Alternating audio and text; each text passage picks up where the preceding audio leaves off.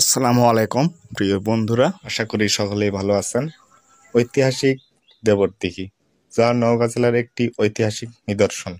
প্রথমতলা উপজেলা দেবরদিঘির মধ্যে স্থানে অবস্থিত দিব্যক জয় স্তম্ভ। এ দিঘি স্থানীয় জনগণের কাছে কর্মকারের জলাশয় নামে পরিচিত। দিঘিটির জলাশয়ের আয়তন প্রায় 60 বিঘা জমির উপরে অবস্থিত। বিভিন্ন জেলার এই দিঘিগুলোকে ঘিরে প্রচলিত আছে নানান রকম লোককথা ও কল্পকাহিনী। আর দিঘিগুলোর সৌন্দর্য দারুণ নজর কাড়া। অপরূপ সৌন্দর্যের এই দিঘিগুলোর শীতল জলে মন প্রাণ জড়িয়ে যায়। তেমনই একটি ঐতিহাসিক দিঘি নওগাঁর দেবরদিঘি। অপার প্রাকৃতিক সৌন্দর্য আর পুরাকীর্তির নিদর্শনে ঘেরা এই দিঘিটি খালের সাক্ষী হয়ে আছে।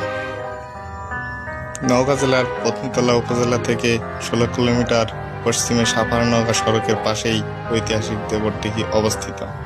দেবরদিঘি ঐতিহাসিক পটভূমি ছাড়াও রয়েছে অপার প্রাকৃতিক সৌন্দর্য।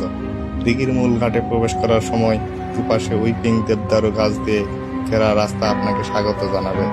দিঘির পাড়ে কয়েকশো একর জায়গা জুড়ে রয়েছে দেশি বিদেশি বিভিন্ন গাছের সমন্বয়ে সামাজিক বনায়ন প্রকল্প এবং দিঘির পশ্চিম পাড়ে বিশাল আম কাঁঠালের বাগান। দিঘিটিকে ঘিরে লোকমুখে অনেক গল্প কাহিনী, কাল্পনিক গল্পকথা প্রচলিত।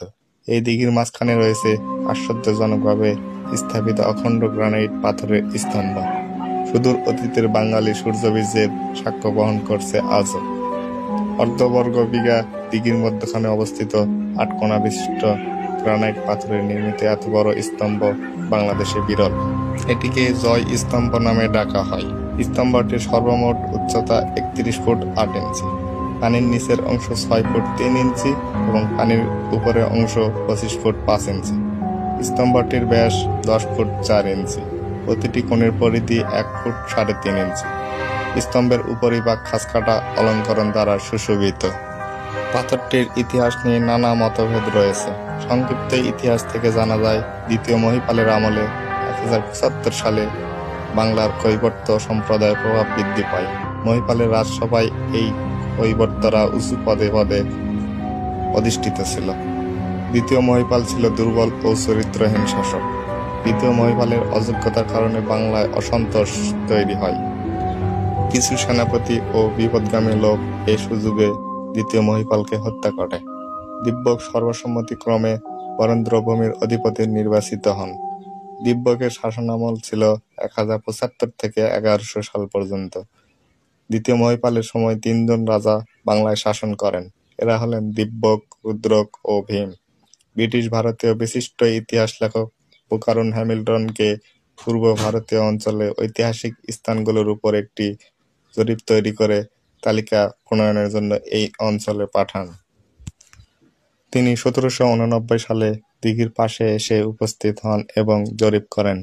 বুকারুন হ্যামিল্টন ওই দিঘিটিকে কৈবর্তাদের বলে উল্লেখ করেন। তার মতে জনৈক ধীবর রাজা এটি তৈরি করেন।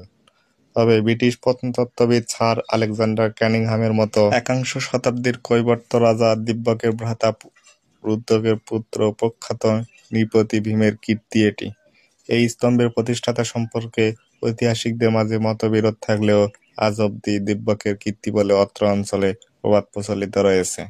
ধারণা করা হয়, এই শাসনামলে পাল বংশকে পরাজিত করে বিজয় অর্জনের স্মৃতি চিহ্ন হিসেবে দিঘির মাঝখানে জয় স্তম্ভ স্থাপন করা হয়।